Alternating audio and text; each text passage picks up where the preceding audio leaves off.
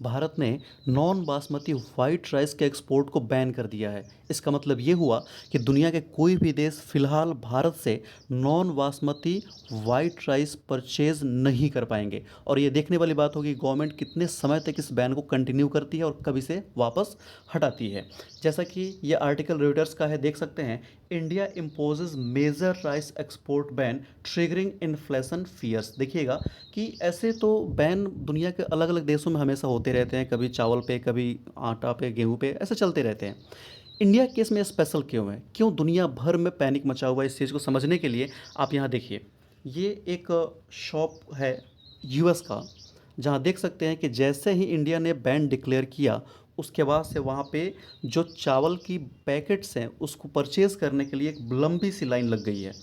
ये वहाँ का दूसरा फिगर है, देखिए कैसे लोग इकट्ठा होके और वहाँ से अपने लिए जितना पॉसिबल हो पा रहा है वो राइस पैकेट्स को परचेज़ कर रहे हैं, क्योंकि उनको ऐसा लग रहा है कि आने वाले समय में जो चावल है वो काफ़ी महंगा होने वाला है और उसकी उपलब्धता को लेके भी अभी संदेह जाहिर किया जा रहा है। एक और यहाँ पे फोटो है, देख सकते हैं इतनी लंबी लाइन लगी हुई है जैसे ही भारत ने ये डिक्लेयर किया कि हम राइस एक्सपोर्ट को बैन कर रहे हैं। जी हाँ, राइस एक्सपोर्ट मतलब सभी राइस नहीं, नॉन बासमती वाइट राइस है, इसके अलावा जो परबॉइल्ड राइस होता है उसको भी इससे छूट दी गई है। लेकिन भारत मेजर एक्सपोर्टर है नॉन बासमती वाइट राइस का। अब कहेंगे कि ये फिगर कैसा है, मतलब क्यों इतनी बड़ी पैनिक मचा हुआ है। तो देखिए, जो बैन है इंडिया ने जो यूज़ किया है, इसके चलते दुनिया को जो टोटल वाइट राइस एक्सपोर्ट होता है, नॉन बासमती जितना भी राइस एक्सपोर्ट होता है उसका आधा कम से कम इम्पैक्ट होने वाला है, 50%। क्योंकि इंडिया लगभग 40% ग्लोबल राइस एक्सपोर्ट को लीड करता है। 40%। दुनिया में अगर 100 टन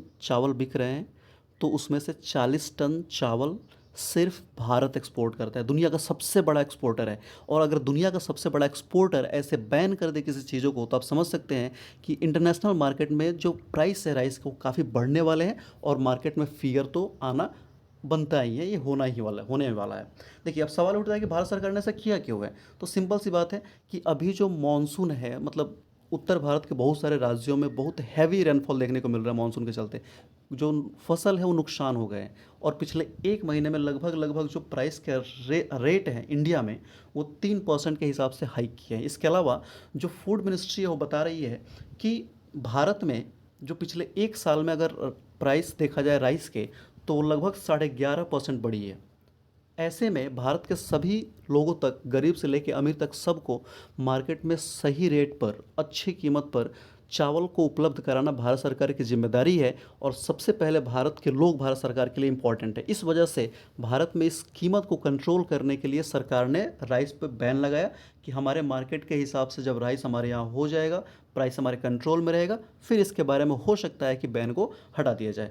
आप देख सकते हैं कि सिर्फ भारत नहीं, पूरी दुनिया में ये चीज़ चल रहा है। जैसे कि आप देख सकते हैं जो चावल के एक्सपोर्टर हैं भारत के अलावा, दो मेजर एक्सपोर्टर थाईलैंड और वियतनाम है। आप यहाँ देखिए, यहाँ पे 2023 में इंडिया जो एक्सपोर्ट करता है राइस, तुलनात्मक रूप से थाईलैंड वियतनाम से सस्ता जरूर है लेकिन इसके भी प्राइस बढ़े हुए हैं। और जो थाईलैंड वियतनाम एक्सपोर्ट कर रहे हैं पिछले कुछ समय में, इसमें भी आपको एक उछाल देखने को मिल रहा होगा। आप समझ सकते हैं कि भारत ही नहीं, पूरी दुनिया में लगभग लगभग इस समय जो चावल की कीमतें हैं वो बढ़ रही है। और साथ में रूस यूक्रेन का जो जंग चल रहा है इसकी वजह से गेहूं को लेके भी कीमतें काफ़ी बढ़ी हुई है। अगर देखते हैं इससे तो जो मेजर अफ्रीकन कंट्रीज़ है, घाना है, केन्या है, इन सभी को काफ़ी परेशानी होने वाली है भारत के इस फैसले से। आई होप आपको सब कुछ क्रिस्टल क्लियर हो गया होगा। Thank you for watching, thank you very much.